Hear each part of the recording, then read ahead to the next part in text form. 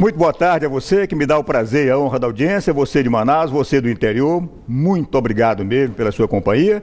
Estamos iniciando com felicidade, com astral, graças a Deus, né? Lá para cima e com muito otimismo e força de vontade, porque sem força de vontade, sem determinação, sem perseverança, a gente não atinge as metas, né, que a gente objetiva. Tá muito bem? Desejo uma semana feliz e de muitas vitórias para você. Bom, minha gente, nós hoje, nesta segunda-feira, estamos aí há 7 dias, né, do dia fatal, né? Domingo que vem, na outra segunda-feira, nós já estaremos aqui comentando, né, quem ganhou para presidente da República, né, se foi para o segundo turno, né, quem é o novo governador do Amazonas, se a eleição for para o segundo turno, né, os principais, quem é o nosso senador, quem são os 8 deputados federais, quem são os 24 deputados estaduais, enfim, as nuances todas, os números, né, das eleições gerais que acontecerão no próximo domingo. E a gente quer abrir esta semana, então, primeiro programa da semana, desejando exatamente que você, mais do que nunca, como brasileiro, né, como cidadão amazonense, né, quanto à parte que nos toca aqui, nas eleições estaduais, né, que você mais do que nunca se compenetre, né, entenda realmente, e eu sei que você assim o está fazendo, né, o significado de uma eleição desta natureza, tá bem? A importância de eleger bem, né, o melhor ou menos ruim possível governador, tá certo? Os melhores ou os menos ruins possíveis, né? Deputados federais, senadores, né? O melhor ou menos ruim possível senador, tá bem? Eu digo melhor ou menos ruim porque alguns têm um conceito assim muito exigente, né? Exigente, e de repente, olha, desses que estão aí, a gente ouve muito falar isso, né? Nenhum desses aí faz muito, tá longe do ideal. Mas eu vou ter que votar, então eu vou ter que escolher um dos 2, ou um dos 3, ou um dos 4, né? Então é por isso que eu falo assim, não é depreciando nenhum dos candidatos, muito pelo contrário, tá? Mas a gente quer que o eleitor, nessa reta final, cada vez mais, né? Agora sim, chegou a hora da onça beber água, é a última semana, para você avaliar, reavaliar, né, os seus conceitos, as suas escolhas, redefinir, mudar, se for o caso, tá muito bem? Para que você efetivamente, você eleitor e eleitora, que são na verdade os grandes beneficiários, né, dos resultados dessas eleições. Tá muito bem? Votando bem, a gente vai cada vez melhor, né? Ou pelo menos menos ruim, né? Ou melhor do que estamos, tá certo? Votando mal, é claro que tudo vem, né? O retorno vem para cima de nós, eleitores, tá certo? Então, o Brasil é o reflexo das escolhas dos brasileiros numa eleição como essa. Então, a gente deseja boa sorte para você. Tá muito bem? Olha, daqui a pouquinho eu vou receber o Dr. Marcelo Pardo, o nosso psicólogo Marcelo Pardo, especialista, né, em psicologia clínica, já está aí, né, mostrando a sua face para nós, nosso convidado de hoje, para a gente bater um papo, porque hoje é segunda-feira. E a gente sabe que tanta gente, né? Quem não enfrenta, eu, você, todos, né? Temos problemas a resolver dia a dia, né? Todos os dias. E a gente se defronta com essas dificuldades, né? Aí vem a questão, uns administram melhor na cabeça a questão da busca de soluções, né? Dos problemas. Outros já entram em depressão, o grau de ansiedade vai lá para cima, isso aí cria uma série de problemas no campo da saúde de todos nós, não é isso? Saber lidar com problemas não é fácil, né? E quem não tem problema? Quem não tem problema, não é isso? Tá certo? Só quem, Marcelo? Só os mortos, né? Só os mortos não tem problema, né? Eu não sei também, que desse lado de lá a gente não conhece nada, né? Quem já foi não voltou para dizer como é que é, né? E se eu vim de uma outra vida, não me lembro de nada. Realmente tem que ser na fé, né? Tem que ser na fé. Então, minha gente, vamos bater um papo. Eu convidei hoje o Marcelo para a gente bater um papinho sobre isso, né? Uns tiram de letra os problemas, outros mergulham em crises emocionais terríveis, né? E tem um ditado que diz o seguinte: quanto mais, né, você se deixa envolver pelo problema, né, mais difícil fica para você buscar a melhor solução, né? Tem gente que consegue dissociar, deixar o problema ali, né? E deixar a mente aqui buscando só as possíveis soluções, né? Mas tem gente que se deixa envolver pelo problema e aí fica difícil, né? Fica difícil buscar a melhor solução. Então a gente quer ouvir, né, essas questões sob a ótica da psicologia. E o Marcelo é um especialista, né? E eu ontem, por exemplo, vou confessar para vocês, a ideia de convidar um psicólogo, e o Marcelo no programa, uma pessoa que eu conheço falou assim: Paz, eu estou enfrentando problemas tão sérios que, olha, eu gostaria que esse domingo não acabasse nunca, que a segunda-feira não chegasse. Ele estava querendo fugir do problema. Tinha tanta certeza que não ia poder dar solução, encontrar solução para os problemas que ele vive, né, nesta segunda-feira, né, quando vem as cobranças, enfim, né, as pressões e tudo mais. Se esse domingo, né, demorasse um pouco mais, né? Então, quanta gente nesse momento se encontra em situações como essas, né? Então, para aliviar um pouco a cabeça, para nos ajudar um pouquinho a resolver essas questões na cabeça, como lidar com os problemas que você, né, está vivendo nesse momento, nós vamos bater um papo daqui a pouquinho com o Marcelo Pardo, tá certo? Temos duas boas matérias também. Uma de superação, um paratleta, né, maravilhoso, com problemas físicos, né, das pernas, né, se superando. Eu gosto desse tipo de matéria, e é bom a gente ver as pessoas encarando a vida de frente, tá certo, né, passando por cima das dificuldades e, na verdade, vestindo na alma, no coração, na mente, aquele sentimento de vencedor, né, não se deixando, né, quebrar, não se deixando vencer pelas dificuldades da vida. Tá certo? Aliás, tem um ditado que diz que a vida é mole, é dura para quem é mole, né? E temos uma matéria também muito boa sobre a questão da biomadeira. É verdade. Imagine que no Amazonas já estão produzindo próteses, né? Perna. Antigamente era braço mecânico, perna mecânica. Agora não. Nós temos madeiras de lei na nossa região, que possibilitam, né, a produção de próteses de madeira de primeiríssima qualidade, com maior resistência do que o ferro, o aço, sei lá, que o valha, tá certo? E por um preço infinitamente mais baixo, tá certo? Isso é uma novidade, né?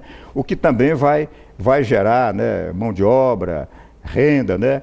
E divisas para o Estado, tá certo? Se isso realmente colar, e já está colando e já está dando certo, porque já estão sendo produzidas essas próteses, tá bom?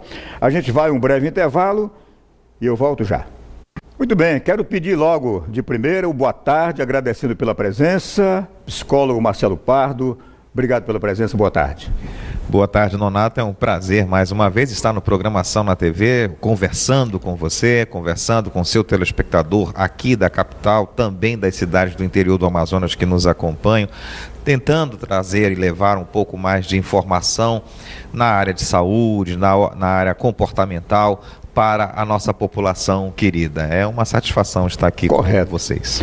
Antes de entrar na questão de como administrar os problemas na cabeça, como reagir e tudo mais, buscar o melhor caminho, Marcelo, hoje é segunda-feira e tem um ditado que diz que segunda-feira é o Dia Internacional da Preguiça, né? Por quê, Marcelo? As pessoas terminam se cansando mais do que descansando no final de semana, ou porque leva uma semana muito tensa de muito trabalho, de repente quebra esse ritmo, né? No sábado à tarde, no domingo, de repente desacostuma a máquina física, né? E já sente preguiça de retornar ao ritmo normal na segunda-feira. Por que Dia Internacional da Preguiça?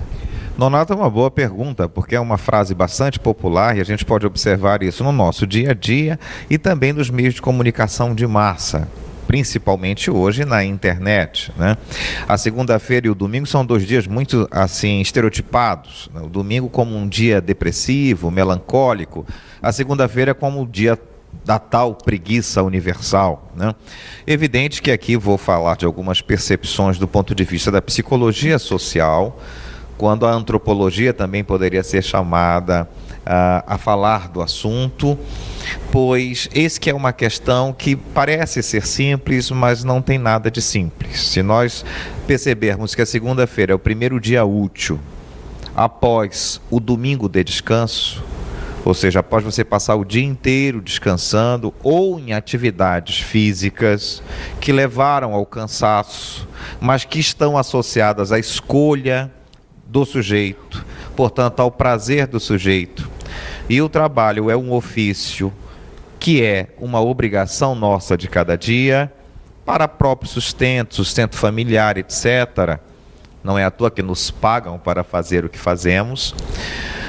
Nos deparamos com uma atividade que nos toma muito tempo da nossa existência, cerca de 8 horas no mínimo, né? Pelo menos em média 8 horas do nosso dia, de 24 horas, né? E aí, o que nos resta nesse período? Atuar profissionalmente, exercer a tarefa, exercer o trabalho com aquilo que nos dá maior prazer, maior tesão, essa que é a palavra, trabalhar com o que se gosta. No entanto, é sabido que a grande maioria dos trabalhadores, isso independentemente da classe social, não trabalha com o que gosta. Trabalha por necessidade naquele ofício. Muitos, inclusive, de nível superior, que ou escolheram suas profissões por modismo, ou escolheram suas profissões por pressões familiares. Eu sou psicólogo, meu filho tem que ser psicólogo. Eu sou advogado, meu filho tem que ser advogado. Eu sou médico, meu filho tem que ser médico. Essas profissões em que há essas identificações, onde eu confundo a figura do pai com a figura do profissional que o pai é, são muito arriscadas no sentido de não gerar, via de regra, pessoas tão bem-sucedidas quanto o pai foi. Por quê? Porque ele foi àquela profissão não por opção pessoal apenas, não apenas pelo desejo pessoal, mas para atender e satisfazer a figura amada paterna. Perfeitamente. Muito bem, antes de entrar no tema da nossa entrevista, Marcelo, né? Vamos já retornar com você. Eu quero pedir uma matéria que eu anunciei, exatamente essa questão da biomadeira, né? Que interessante, né? Próteses, né? Braços, pernas, né? Que antes eram mecânicas, né? Agora, tá certo, de madeira. E é um tipo de madeira da nossa região amazônica. A narração em off é da nossa querida editora de telejornalismo da Band, Rosimara Silva. Meu querido Monteiro, bota na tela pra gente. O projeto levou quase 10 anos para ser concluído e agora está em fase de aperfeiçoamento. A proposta é beneficiar pessoas com deficiência com uma opção a mais no mercado. A primeira é oferecer para as pessoas com deficiência física, os usuários de próteses membros inferiores, um pé diferente, com possibilidade de absorção de energia, oferecendo mais conforto no ciclo da marcha, mais conforto no processo de caminhar. No segundo momento, a possibilidade no futuro de ser um produto que possa gerar emprego e renda para o Estado, utilizando os nossos recursos da Amazônia. A bioprótese feita de madeira do tipo roxinho está sendo testada por 5 pacientes. Um deles é Paulo, que teve a perna amputada há 13 anos. Ele garante que o protótipo é mais confortável que a prótese de fibra de carbono. Eu uso prótese de fibra de carbono há 3 anos, né? E a comparação a primeira impressão que eu tive da prótese é que ela dá um conforto melhor que a da fibra de carbono. A fibra de carbono eu sinto que ela é um pouco mais dura. E essa prótese não, ela trabalha mais, tem mais conforto, a absorção do impacto é bem maior, né? No mercado, uma prótese convencional custa entre 7 e 10 mil reais. Já a bioprótese, segundo a coordenadora do projeto, tem um custo bem mais reduzido. Ela tendo as mesmas características de uma prótese de fibra de carbono, que é a absorção de energia, a gente conseguiria oferecer com 90% de redução. Ainda de acordo com a coordenadora, no Brasil apenas 3% dos pacientes amputados de pé e tornozelo têm acesso a uma prótese convencional pelo Sistema Único de Saúde. No Amazonas, cerca de 200 pacientes aguardam na fila por uma prótese na rede pública. Muito bem, que bela matéria, né? Que bacana, né? A nossa madeira aí, né? Servindo também para próteses, né? Muito bacana, tá certo? E olha, e com certeza não é só esse roxinho, né? Esse tipo de madeira, tem tanta. Nós temos madeira de leis extraordinárias, né? Que servem para tanta coisa, tá certo? Muito legal, né? Aproveitamento das potencialidades, né? Do nosso polo madeireiro, né? Tá certo? Que é muito vasto, né? Aí para as próteses também. Muito bem? Marcelo, então, essa questão, né, as várias formas como as pessoas administram, né, essa questão de enfrentar os problemas, né? Tá certo? Pela ótica da psicologia, né? Qual é o seu entendimento? De que maneira mais correta as pessoas deveriam lidar com o problema, se é que existe uma fórmula específica para se lidar com o problema? Nonato, essa sua pergunta é muito interessante, muito importante, por quê? Porque o que nós mais temos na humanidade, principalmente na nossa civilização ocidental, ou seja, da Europa para cá, são os vendedores de milagres, né? Ou de falsas esperanças. A ciência, ela é uma atividade ingrata, muitas vezes. Porque o homem e a mulher de ciência, ela sonha em ver esse tipo de coisa que nós acabamos de assistir nessa matéria. Toda a racionalidade, todo o saber humano a serviço do bem-estar do seu semelhante. Em geral, em termos gerais, a ciência também produz coisas ruins, não produz só coisas boas.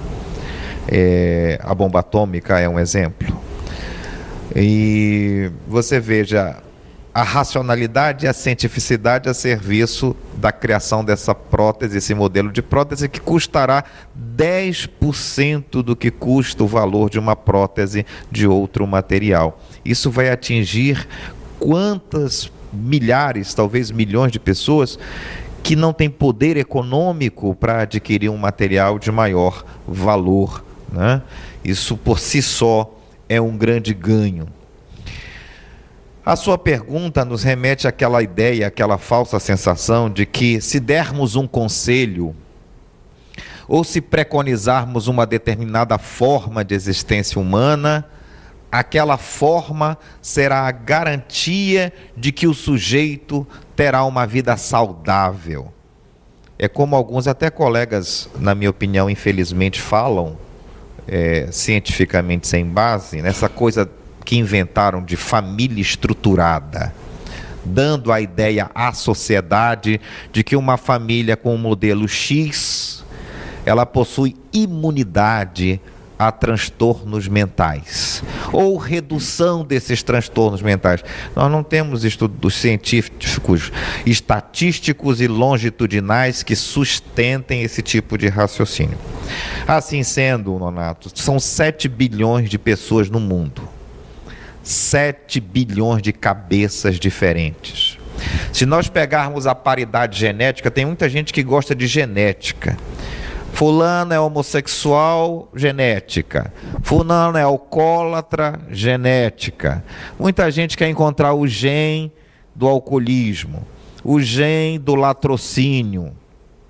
A genética, ela nos dá muitas informações, mas ela não dá conta das humanidades. As humanidades são construídas socio-historicamente. O que é hoje permitido não foi ontem permitido, e amanhã não o será, porque o homem é um animal histórico, se modifica historicamente. Vou lhe dar um exemplo bem concreto. O melhor modelo de referência de paridade genética, ou seja, de pessoas geneticamente iguais, que servem para nós da ciência estudarmos, são os gêmeos pares de gêmeos monozigóticos. O que isso significa? Gêmeos univitelinos, gêmeos que foram formados num único óvulo. Eles têm o DNA igual. Qualquer mãe, qualquer pai, qualquer comunidade que sabe que tem esse tipo de gêmeos, aquele gêmeo que você olha para a cara de um, confunde com o outro, mas quando abre a boca para falar ou se comportar, você já sabe quem é quem. Ou seja, mesmo com o DNA 100% igual, eu produzo pessoas diferentes. Então, o que eu quero dizer com isso? Uma dívida, para mim, pode ter um sentido, um significado. Problema do credor. Ele é quem tem que receber, não sou eu. Mas também pode ter outro significado, do tipo, eu tenho que pagar essa conta, eu preciso pagar essa conta, o meu nome não pode ficar sujo. Como eu ouço essa frase, nome sujo, o que é um nome limpo? Aí o sujeito fica desesperado, geralmente os mais pobres, porque pobre é que tem medo de ser preso, pobre que tem medo de dever, pobre que tem medo de apanhar, porque historicamente é o que mais sofre em todas as sociedades e na nossa não é diferente. Então o que ele faz? Ele se prende ao nome, o único patrimônio que ele acredita possuir. Porque dever, minha gente, deve da dona Raimunda da esquina ao presidente Barack Obama. Então a dívida em si, ela não é adoecedora. O que é adoecedor são pessoas que são rígidas, excessivamente rígidas, e aqui vou falar uma coisa, porque estudo isso e posso falar com muita tranquilidade, porque desminto qualquer um, do ponto de vista científico, que fale o contrário. Quanto mais moralmente rígido é o ser humano, mais propenso a doenças mentais ele está. Por que, Nonato Oliveira? Porque ele é a maior radiopatrulha, olha como eu sou velho, né? Isso nem existe mais. A maior censura do seu próprio comportamento, das suas próprias atitudes, da sua existência em relação ao seu meio, ele é o maior censor. Ele se cobra muito, ele se cobra a perfeição. Existem os hipócritas, que somos a maioria de nós seres humanos, que a gente cobra a perfeição dos outros e esquece dos nossos fundos. Mas existem também aqueles que se cobram a própria perfeição. Esses são mais suscetíveis de adoecimento, porque o que caracteriza o ser humano e o que não nos faz ser divino é a falibilidade, ou seja, nós somos falhos, nós cometemos erros, nós cometemos enganos, e para quem acredita nisso, nós também pecamos. Ou seja, todos nós estamos suscetíveis a isso. Partindo dessa explicação, que eu procurei ser o mais simples possível, nós temos dois blocos de pessoas, a grosso modo. As que possuem sanidade mental suficiente para lidar com as pressões das relações que ela estabelece no social, família, amigos, comunidade, instituições das mais variadas, e em todas haverá pressões no sentido positivo, no sentido negativo. Eu sou aluno de medicina, eu tenho que passar, a minha nota tem que ser alta, o meu coeficiente tem que ser alto, eu não posso ficar para trás, eu preciso aprender mais, eu preciso decorar mais, eu preciso ser isso, eu preciso ser aquilo. A idealização de um homem e uma mulher perfeita dentro da sua atividade profissional. Não que não devamos fazer isso, porque senão não teremos ali o caminhar para o progresso.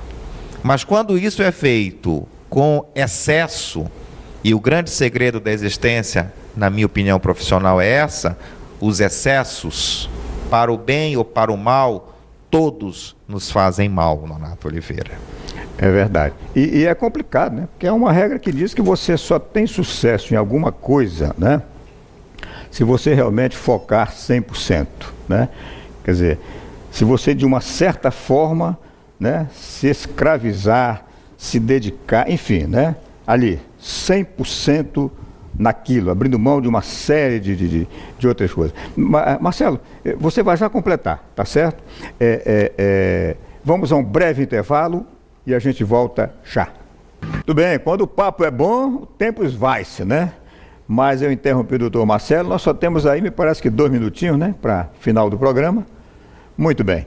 Eu queria encerrar você fez uma intervenção muito interessante, que é essa coisa da dedicação total, exclusiva, quase que obcecada pelas coisas.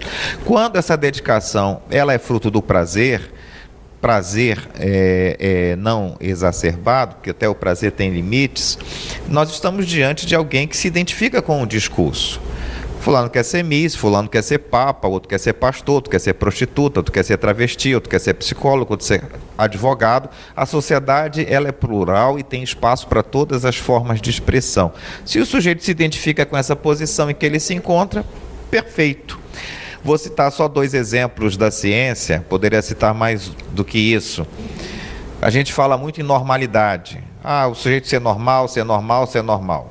Todos os grandes gênios que produziram saber significativo, saberes que hoje utilizamos, inclusive, para pensar eles foram anormais. Todos, sem exceção. Descartes, o pai do pensamento matemático cartesiano, se mudou mais de 30 e poucas vezes. Por quê? Porque ele odiava se aproximar da comunidade.